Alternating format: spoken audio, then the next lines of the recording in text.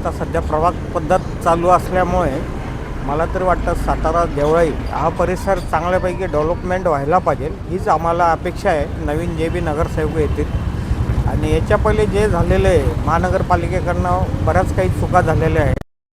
त्यांनी गुंठेवारी घेऊन मला काही सुविधा दिलेल्या नाही आहे. आता सध्या पाण्याचा एक मोठा प्रश्न चालू आहे साहेब. पाणी हा इतका मोठा प्रश्न आहे की त्याच्यासाठी म्हणजे आम्हाला जीवाचं रान करावं लागतं आहे.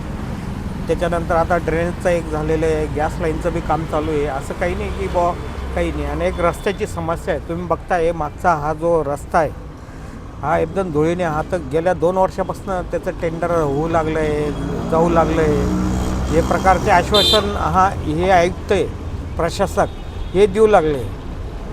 आज देवळीचा एक रस्ता झालेला आहे, 1-2 रस्ते झालेले, पण आमच्या या रेणुका माता मंदिर ते अहिल्याबाई होळकर चौक इथे अजूनपर्यंत काहीच सुविधा रस्त्याची दिलेली नाही आहे. पाण्याचीच बी नाही आहे. इथे कुठल्या पक्षाचा उमेदवार असा निवडून यावं वाटतं तुम्हाला? जो चांगल्यापैकी काम करेल ते फार जरुरी आहे. आता सध्या जो चांगल्यापैकी काम करेल ना त्याला आम्ही निवडून देणार, 100% निवडून देणार. पण कसा असा कुठल्या पक्षाचा काही विषय नाही, पण परिसरामधला विकास दमदार व्हायला पाहिजे, तेव्हाच ते हे पक्ष कोणता बी चालतो. आम्हाला काही इतकं हे नाही, कारण की आज या पक्षात उद्या त्या पक्षात ते चालू राहतं. फक्त माणूस हा चांगला काम करणारा पाहिजे आम्हाला. ओके.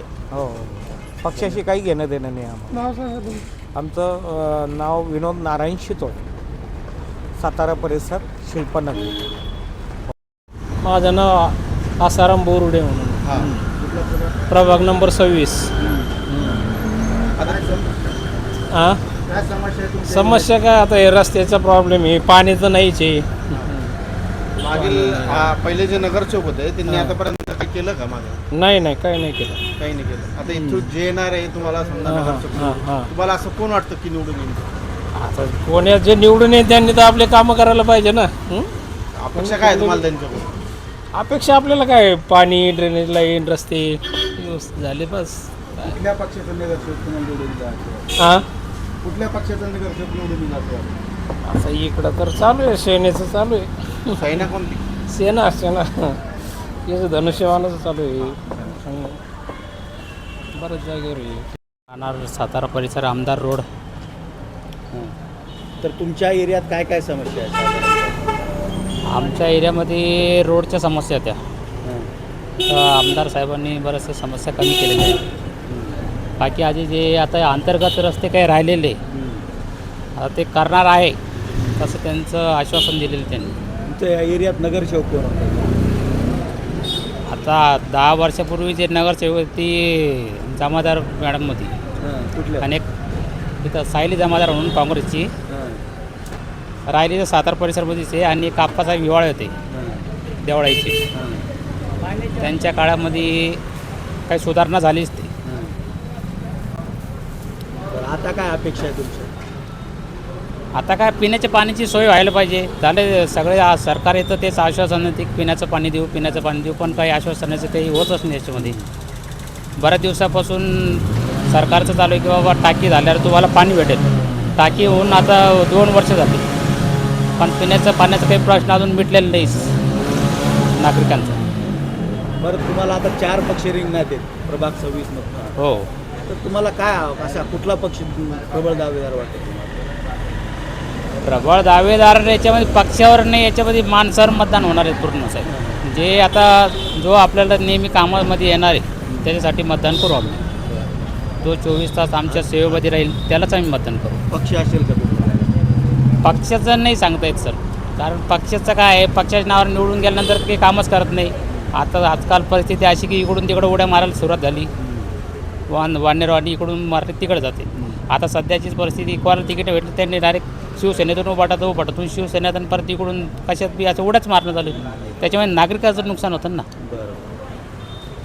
यांचं काय, यांचं वैयक्तिक यांचं साधून घेतं, पण नागरिकाचे प्रश्न ते काही मार्गी लागत नाही. तरी साधारण असा कुठला पक्ष आहे तुम्हाला वाटतं ते काम करेल? आता आमदार साहेबांना काम आता जवळपास नाहीच रोडची समस्या आहे.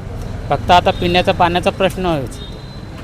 तेवढा पिण्याचा पाण्याचा प्रश्न जर मिटला तर सातारा देवळाईमध्ये मग अडचणीचं काहीच हे नाही. आणि जी आता रोडवर समजा आता जी रोडवरती मटणाचे दुकान आहे तिथं फार कुत्रे राहतात. तिथून लेडीजला यायचं जायची फार अडचण होती. आणि संध्याकाळी कुत्रे राहतात, दारू पिणार राहतात, सगळेच राहतात. तिथरच्या अंड्याच्या मटणाच्या दुकानं बंद करण्यात यावं किंवा त्यांना पाठीमागं सरकून द्यावा, जेणेकरून ट्रॅफिक जाम होणार नाही आणि त्यांच्यापासून प्रीतम नबाजी खेमनार, एरिया एरिया संग्रामनगर, सातारा परिसर, वार्ड क्रमांक 26 प्रभाग. तुमच्या काय आमच्या समस्या म्हणजे मेन म्हणजे पाण्याची, रस्ते, लाईट वगैरे. जास्त करून तर रस्त्याचा प्रॉब्लेम आहे आमचा आणि पाणी. तर याच्यावरच जर काही केलं सरकारने तर. कोण नगरसेवक आहे त्याच्या आधीचे? आता आमच्याकडे तर म्हणजे करोनापासून तर नगरसेवकच नाही पहिली गोष्ट. त्याच्यानंतर म्हणजे जे काय असेल ते सगळं आमदार निधीतूनच चालू. तर आता काय अपेक्षा आहे? कुठला पक्ष येईल याची अपेक्षा? पक्ष कुठलाही चालेल ना, आम्हाला पक्षाची काही हे नाही. आम्हाला फक्त विकास पाहिजे बस, याच्या पलीकडे काही नाही पाहिजे. तरी साधारणतः असा कुठला पक्ष आहे की जो विकास करू शकतो? जे कामं करते ना आम्ही त्यांनाच निवडून आणणार.